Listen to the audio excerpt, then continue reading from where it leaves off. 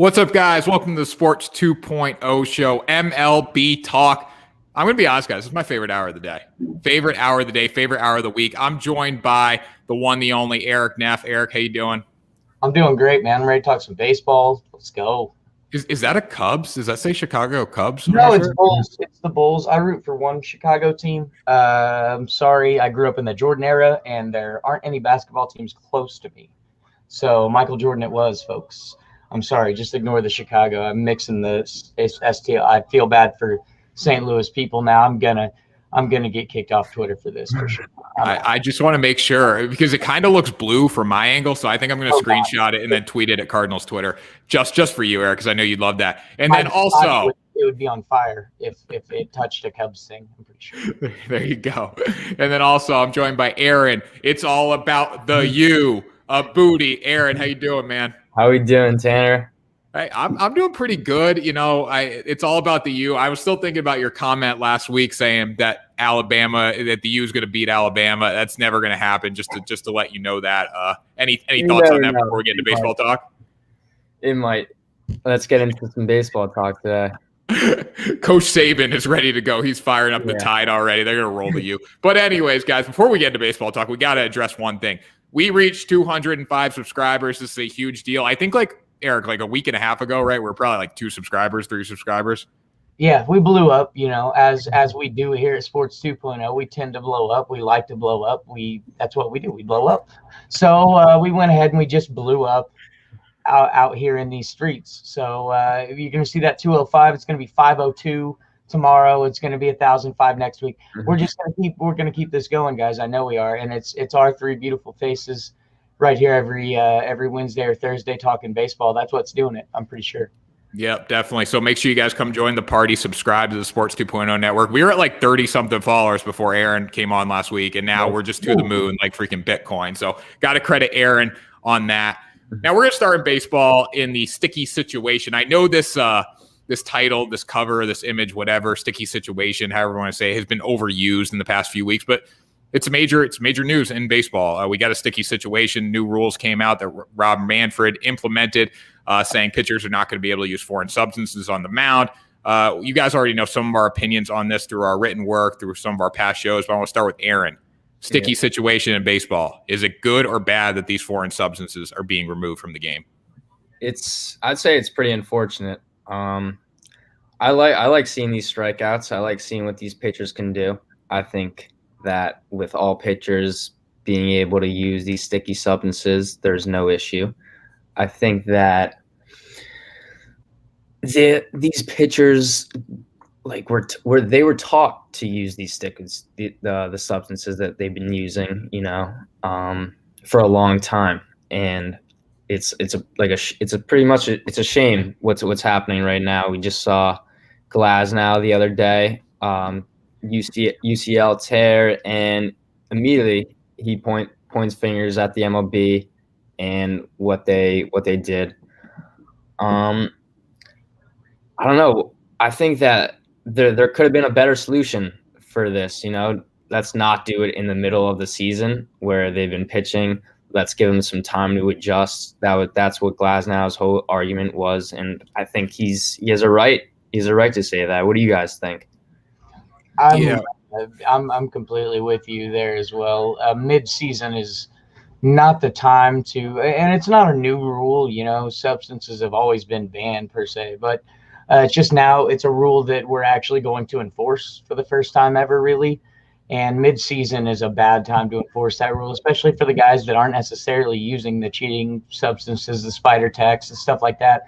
For the guys that are just using the rosin bag and some sunscreen or some sweat or whatever, I don't have an issue with that. I don't even have an issue with pine tar. I could care less if they use pine tar, as long as the hitters are allowed to use pine tar. I've always said, hitters and fielders can use it for different things. I don't know why we wouldn't let the pitcher use it.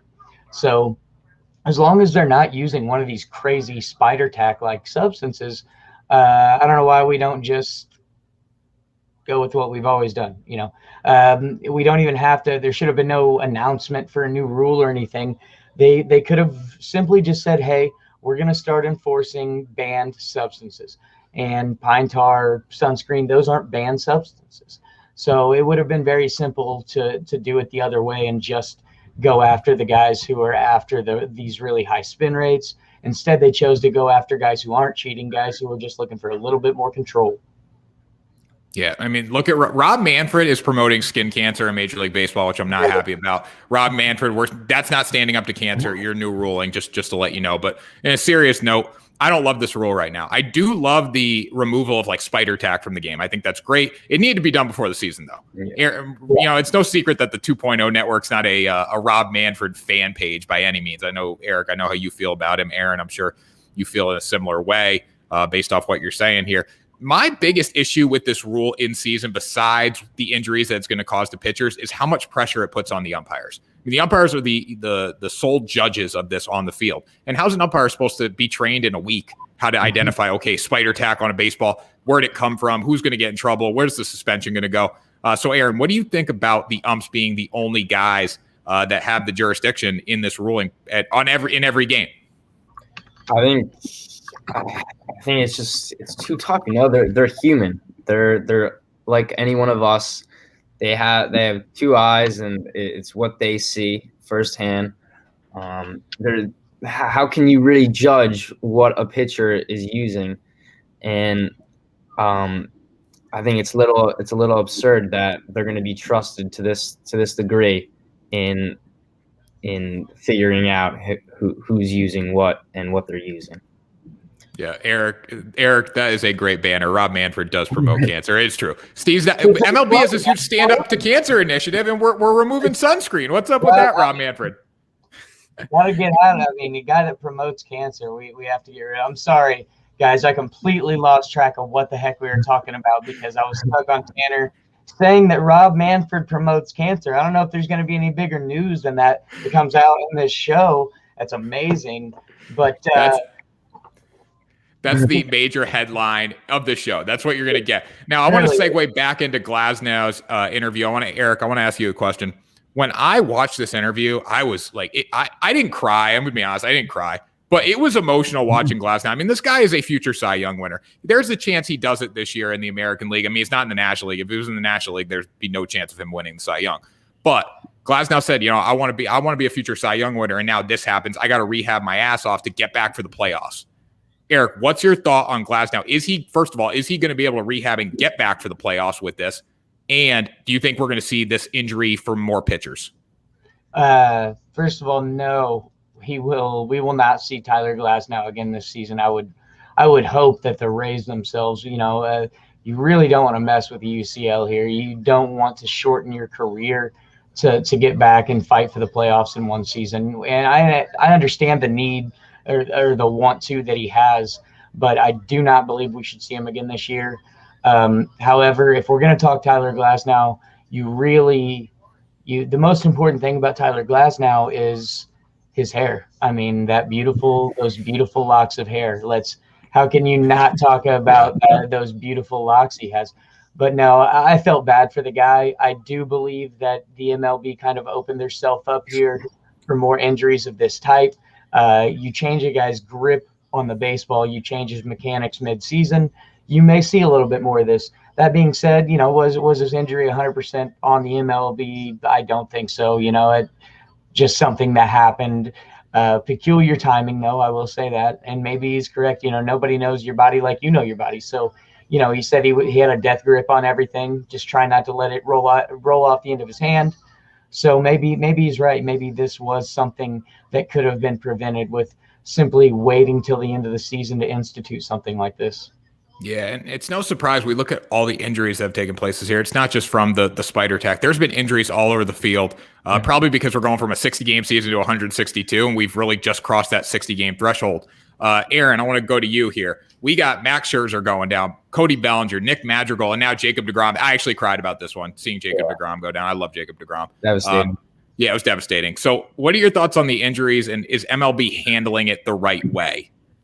Well, there's a lot of key players going down right now, and I think that's going to impact a lot of teams' remainders of their season. The biggest one, Jacob deGrom, the GOAT. Every deGrom day, the best holiday to be celebrated week wide. You're a Yankees fan. I'm a Yankee fan, but I look forward to when Jacob deGrom steps on the mound. I mean, you saw it the other night. 3 innings pitched, 8 strikeouts, no walks, no hits, and he's at bat. He's at bat, getting an RBI. You're getting me going right now, man. You're getting me going. Come on. Yeah, I mean, he's the GOAT.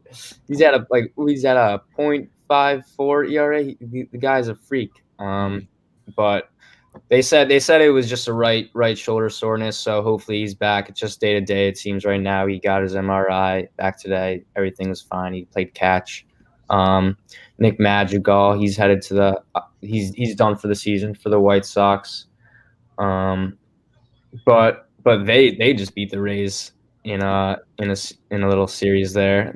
I think they claimed maybe the new #1 spot in the league potentially for a second. For one, and they tie the best record for like 1 second. Maybe I'm imagining. I think they might have jumped in front of the Rays with that win last night, 8-7. I'm pretty sure in 10 innings. Here's the thing we got to talk about, though. All right.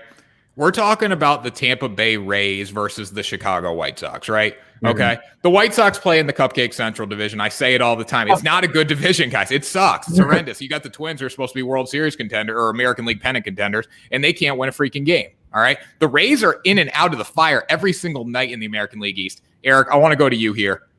Are the Chicago White Sox as good as the Tampa Bay Rays? Because I'm going to say hell no. No, I don't believe they are, and I think Madrigal going down hurts them a lot more than I think people realize. This guy hits everything. He is horrifying at the top of that lineup. He's pretty horrifying. You pretty much, he comes up and you know he's going to set the table for somebody. He's getting on base, so I think that hurts him a lot. Him headed to the IL 60. That's tough. It's tough for him.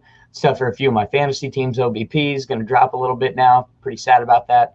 So I do not think the White Sox are quite as good as the Rays. The Rays are kind of an all-around team. Austin Meadows out here hitting everything. It seems like this season finally becoming that guy that the Pirates thought he was whenever he was in their system, and they stupidly traded him for Chris Archer. I do think that the Glass now loss is going to be kind of huge. Do they have a guy? Do they have, do they go back to the opener or do they have a guy? So kind of some questions coming up in the Rays near future, but I do think that they are the better team of these two teams. And right now, obviously the best team in the AL East, and they look head and shoulders above everybody except for maybe the Red Sox. And so it's kind of crazy. I don't know how they do it year after year, guys. They never have a superstar. They never really contend for World Series, but year after year, they're near the top of the AL East standings. It's been going on for 5 seasons, 6 seasons now. I don't know how they do it. They're magic. They've stolen the Cardinals' devil magic, and now it's the Rays' devil magic now. If only they had fans and a decent ballpark to play in. Yeah, I mean, Evan Longoria is their best player of all time, which, I'm not taking anything away from Longoria, but he should not be a franchise's best player of all time. Yeah. Now, Aaron, I see you smiling over there. I kind of got a feeling you think the White Sox are better than the Rays. I got something to say. I think that, all right, if you look at just both teams' rosters, look at the Rays roster, look at the White Sox roster, you're going to tell me you think the Rays roster? No, I'm not. No, I 100% agree with you. The White Sox have a better roster, but the Rays' strength of schedule is going to push them to the finish line in the American League. Gotcha. But I do agree with you. White Sox have a better roster. Keep going. Try to. They're starting pitching. All right, because now the Rays are without Glass now. Eric, who's their second guy? That's what I was saying. There's like you got Yarborough. You got Yarborough. You got a phenomenal bullpen.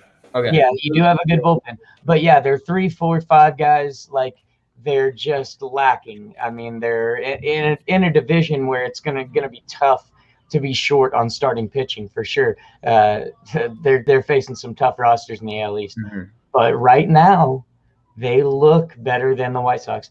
I think if the White Sox had Madrigal and then Eloy, if Eloy's 100% and playing the way we thought Eloy would play. then I think not only you look at the rosters and you're like, oh, the White Sox roster looks better on paper, but then maybe you could see a massive outperformance here. But I just haven't seen enough out of the White Sox. Their pitching staff still scares me. I mean, Dylan Cease, he's hit or miss. You've got a couple guys like that on that starting rotation. So, but yes, right now I think the Rays, I mean, they're better than the Yankees, and the Yankees roster is way better than both of these teams. So, like if you look at the Yankees roster, you're like, oh, they're way better than the White Sox and the Rays, but they're not. So, like, it's just right now. It's just right now. I flow with the emotions. Next week, I'll tell you the complete opposite. You just wait. The Yankees actually sold Mike Ford today for $1,000 or $100,000 to the Rays. $1,000 would have been $1,000. But like that's a move. You know what? The Yankees aren't getting anything on Mike Ford, right? So that's a move that's probably going to favor the Rays. He's probably going to become a second half of the season All-Star with the Rays because that's just what they do. They find these diamonds in the rough. Not that he was playing well in New York, but he goes down to Tampa where nobody cares about baseball and he probably starts performing. Yep. So when we look at let's look at the whole landscape of the American League East. You got the Yankees, Aaron. I know you're a fan of the Yankees, so sorry about that. But are the Red Sox a contender? They're in second place right now behind the Rays. Rays are 43-26 on the season. Red Sox are 42-27. Red Sox have been probably the biggest surprise of the year, in my opinion. I mean, the Rays, yes, we got to talk about them. I mean, they're obviously, they went from World Series to a team that was not supposed to be good to a team that's probably could compete for the pennant again. Yeah. With the Red Sox, though. Yeah, go ahead. He's stepping in. He's right. He's been in my Yankees comment. Stop talking. That's enough. Stop talking. Just say that, Aaron. Just say stop talking, man. That's all you gotta do. No, I was just saying the Giants may be the biggest surprise of the year. We're talking AL East, dude. Come on, man. We're talking AL East. Yes, but he's right. The Giants are the biggest surprise. Yeah. Well, I don't know. We can debate this later. Let's talk about the American League East first. Are the Red Sox win the World Series, Aaron? Are they getting there? No. Let's put it. No? Okay. I think they're I don't know if they can keep this pace up at all. I really don't. Like, I know Bogarts, Devers, Martinez, Verdugo, they're hitting a walk-off home run, walk-off hit night after night. But Evaldi, Rodriguez, I really don't know this. Like, their strength of the bullpen is pretty below average, I'd say. Matt Barnes, like, he's good. You throw him out lights there, out. He may get you the save, he may not. For me, no. I just don't know if they can keep this up. The season's too long. I don't know if they can actually reach the playoffs. We'll see. Aaron, what do you think? I was going to come into this and kind of say the same thing that Aaron just said. And then I started doing some research, and there's some interesting numbers here. And I'm not saying that they're going to be there at the end. I'm just saying that as I dug into the numbers a little bit, there are some interesting things that are happening there. And I'm not sure how they're sustaining, but they're sustaining. And obviously, you just kind of said the big four there with Bogey, Devers, and Verdugo and JD. So, and those guys are a huge part of their success. And I was actually going to mention Verdugo and Hunter Renfroe have really stepped up and are really playing at a level they needed to add to their offense. But their pitching staff, I totally wanted to jump in here and be like, oh, outside of Nick Pivetta and Eovaldi, who do they have? But I wanted to trash Garrett Richards because he annoyed me for the Angels. But I got to looking at his numbers, and like, he's been solid. He didn't allow more than 4 runs until his last start, which was against Toronto, and they're putting up, 3 touchdowns against certain teams. So it's hard to hold Vladdy and Bo Bichette and that lineup in check right now. But he didn't allow more than 4 until the 12th of June, which is pretty insane. So, man, can they get it done? Can they keep it going? I don't know. But their starting rotation has been not lights out, but very decent. They're all ERAs, all in the 3s and low 4s, mid 4s, like nothing crazy off the charts. And on a lot of other teams, you see a lot of the inconsistency. The guys in the 2s and 3s, within the end of the rotation, they've got the guys in the 5s and 6s as well. So, yeah. So I don't know. So after all that, I don't know, Tanner. I don't know the answer to this question because they surprised me out of the gate. And like Aaron said, we all know that Devers, that Bogey, that JD, we all know they're going to crush the baseball the rest of the year. That's what those guys do. But everyone else being able to keep the pace that they've kept is pretty surprising. And I would say their bullpen could be an issue. Matt Barnes is lights out. They've got a couple other guys, but similar to my Cardinals, outside of 3 or 4 guys, there are 3 or 4 horrifying guys. So we'll see, man. We'll see. I don't know. Tanner, you're the Red Sox guy. I mean, you feel about your own guys? Huh? You know how I feel about this. I don't think they have a team to finish in the American League to get to the World Series. But you know what? I was just thinking while you guys were talking, not that I wasn't listening to you. Of course, I was listening to all your great input, but who's good in the American League? Like, who is really good in the American League? I don't think there's anyone. Okay, you got the White Sox, right? The White Sox play the easiest division in baseball. All right, by far. Easiest division. Maybe not. Maybe the Central's not as good. But realistic, if the White Sox are here in the division, everyone else sucks. You're getting 19 games times 4 against all those teams. So whatever that is. All right. Then you got the American League. The Rays are not good on paper, but they are winning games. The Red Sox aren't great on paper. They are winning games. The Yankees are good on paper. They suck. The Yankees, 8.5 games back, or how many? Yeah, 7 games back. They're going to have trouble getting a wild card. Honestly, if everyone plays 500 baseball, they're going to have trouble. You look at the American League West, you got the Houston Astros, you got the A's. Okay. That's really it, right? Am I missing anyone? No. I think the Houston Astros are a legit threat to get the pennant this year. I really do. Wow. Look what they did last year. They went, wait, I got to finish this. We forget about this right now. The Houston Astros were down 3-0 to the Tampa Bay Rays last year. They came back, tied it up 3-3, and then lost 5-3 or 5-2, I believe, in Game 7. Okay? That's something that's only been done by the Boston Red Sox in 2004, right? The Houston Astros are pretty freaking good at baseball, and they're a team that shows up in October. That's what I'm saying. I think the Astros get the pennant. Aaron, you're going to say no, but who else is good? Another injury today. Bregman headed to the 10-day. I didn't see that. 10-day. We can recover from 10-day. We can't recover from 60-day. Yeah, you can. I would tend to agree, actually. I mean, I do believe that the Yankees are going to eventually catch fire and catch up in the AL East. I don't know if they've got enough left to take it, but I do think eventually the Yankees will catch fire and eventually be a contender. That being said, I don't know if there's anybody else that can contest the Astros in the ALCS roster versus roster. I mean, if the Blue Jays get super healthy and somehow that pitching staff just goes nuts, I think that would be I think they're going to be a horrifying matchup for anybody late in the season. I mean, you're not going to want to see Vladimir Guerrero Jr. come September when you're trying to grab a spot. So I think they can be scary for anybody. But that being said, yeah, I would tend to agree. Houston is one of the few scary teams in the American League. Aaron, what do you think? Yeah. I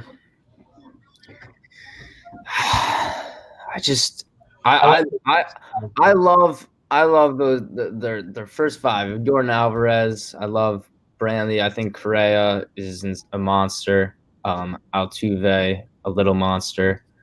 Got Kyle Tucker. Kyle Tucker's a freaking beast too. Yeah, he is. Yeah, he's gonna be good. Like they're scary, man. They could be a little intimidating. They could be. It's just that number 2 pitcher that a lot of teams are lacking. All right. So when you look at maybe Verlander, if they had the healthy Verlander, they would be a lot scarier. Verlander is screwed now though because this banned substances thing. Because there's no way at 49 years old he got traded to Houston and suddenly remembered how to be a Cy Young level pitcher again. So I would say Verlander's career is probably over after this. Unfortunately, terrible injury followed by can't use banned substances. Ouch. Now, Aaron, what happens if the Astros go out and get Max Scherzer at the deadline? Oh, then didn't think about that, right? No, they can't pull that off. Tanner, they don't have money. They don't have money to do that. I don't think. Every example, 2 days worth of shows. That is the 9th team that Tanner Kern has had Scherzer going to. Listen. He's probably going somewhere. I'll give you that. He's going to go somewhere. you look at the contenders and the whole thing. Okay, Dodgers, they're not going to go get Scherzer. The Giants could go get Scherzer. The Padres will not get Scherzer. The Rays are not going to get Scherzer because of money. The Red Sox, not going to get Scherzer. The Yankees could go out and get a Scherzer. They have the money to do it. The Astros, I don't know. Those are the teams that are going to get a Scherzer. Whoever gets Max Scherzer at the deadline is the front runner to win. Let's be real, right? Maybe. It depends. Maybe, yeah. Yeah. Aaron, yeah. I'm on board with that. What if it's the Cubs that goes and they get Scherzer because they always think they can win? Like, that doesn't make them a favorite for anything, really. We're not talking NL because the NL belongs to 3 teams: Dodgers, Padres, Giants. Boom. Yeah, it's true. And then you'd have to give the 4th team probably another NL West team. So, but yeah, I mean, if he goes to an NL team and it's like the Cubs or the Brewers, I don't even know if that makes them the favorite to win the division. Like, unfortunately, like if he goes to the Cardinals, it definitely makes them a favorite to win the World Series and everything else. So just FYI, guys. No, I think it makes the Chicago Cubs a favorite, which you're wearing their shirt right now. Aaron, anyways, let's go back to you. Vlad Jr. will be the MVP this season. Why? I agree with you on this. What's your thoughts on Vlad Jr., what he has done kind of from year 1 to year 3, I believe? Yeah, I think it's pretty crazy. Like, this guy is just he's I don't know how he may be 20, 21 now, and it's pretty crazy to me because he's my age or a year older, and look at this beast in the MLB posting a 3.43 average and 22 homers. You can do that. Come on, now. Do it, man. Be confident. Start living potentially. No, but I mean, like this is just coming out of nowhere for me. This guy's a stud.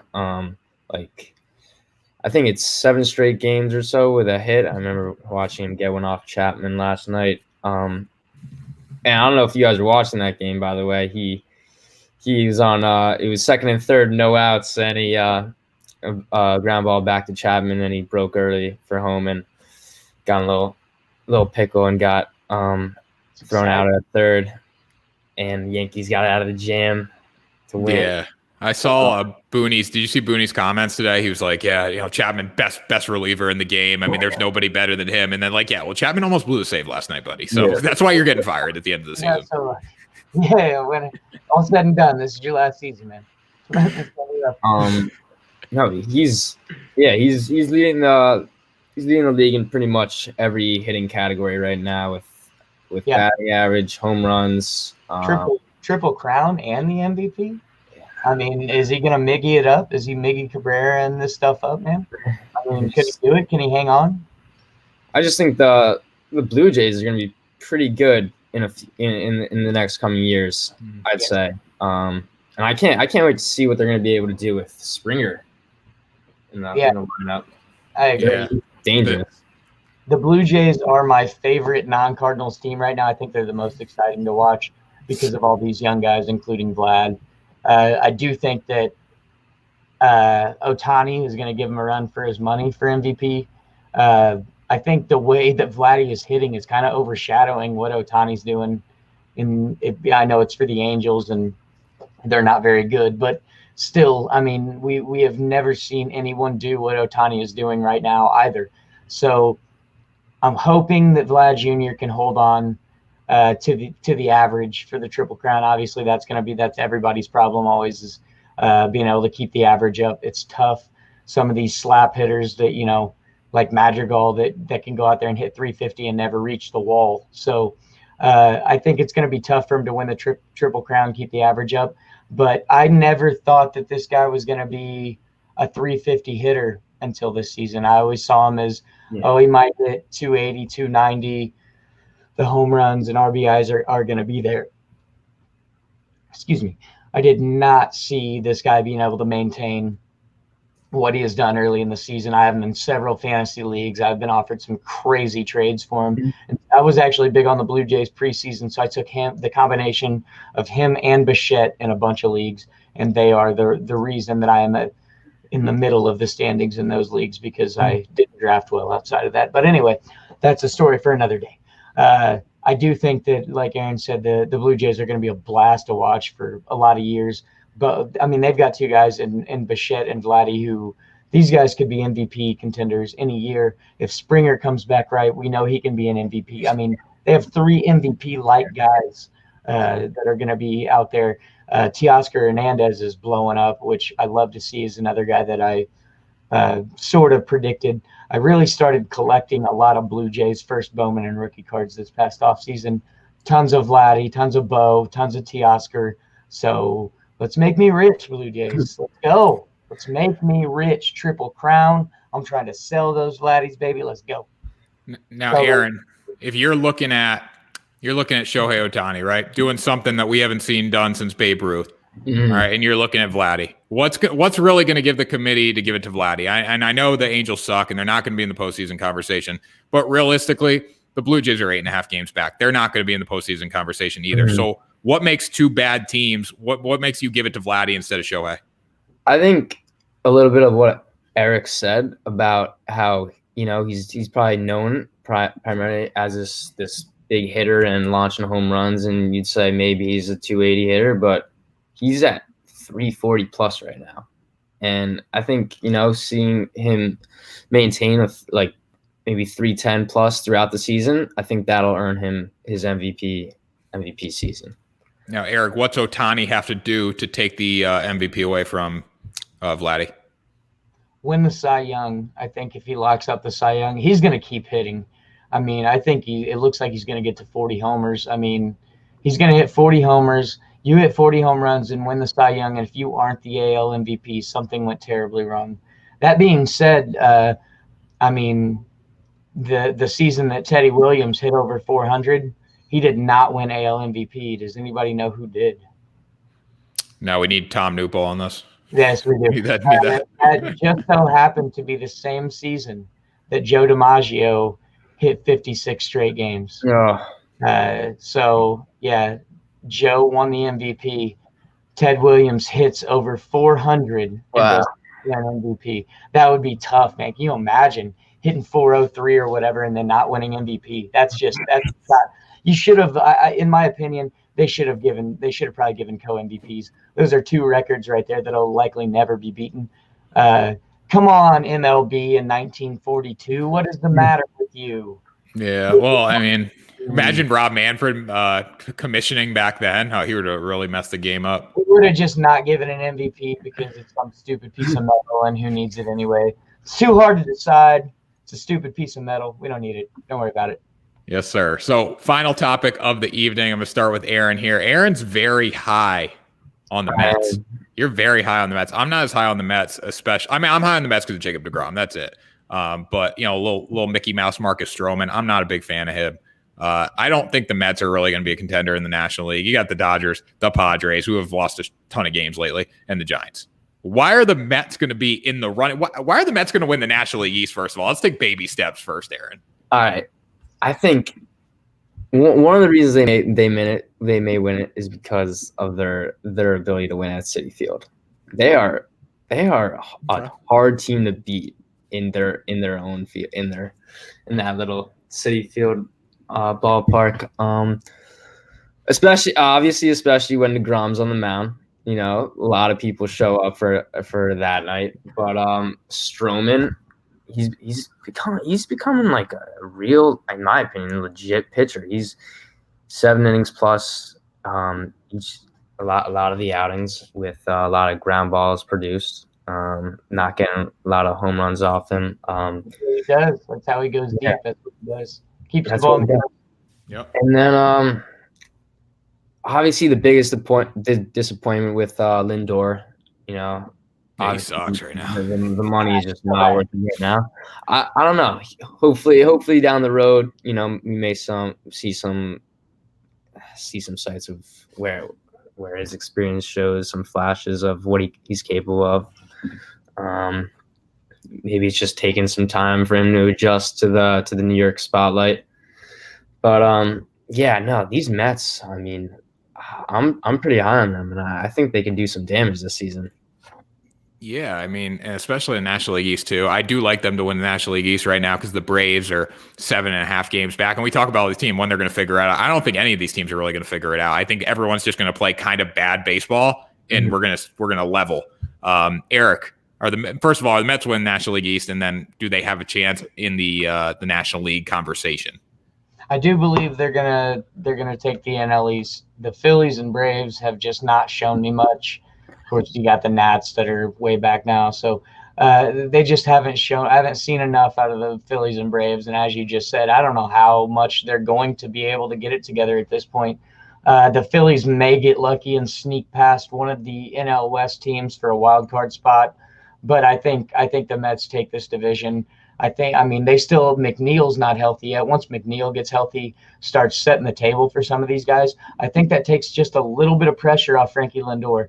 I think he's expected to be setting the table for the Pete Alonsos, and a lot of pressure in New York media. I'm not sure what his issue is, but I do think he's a great baseball player, and he's not a 220 hitter or whatever. He's just not going to do this forever. He's not. Even if this season goes down as a forgotten season, as the players like to call it, whatever. He slumped for a season. He's going to turn out to be worth the money for New York. I would like to think he's one of my favorite players in the league. I think he turns it around. And if you get him and Pete Alonso going at the same time, and then you get McNeil back setting the table for those guys, with that pitching staff, DeGrom's getting you a win every 5 days as long as you can score for him. And he's probably going to drive in some runs as well, because that's what he does. I mean, I do think they're the best team in the NL East so far this season, and I do think they have enough to finish that division off. All right, final question for you guys. Who wins the National League pennant this year?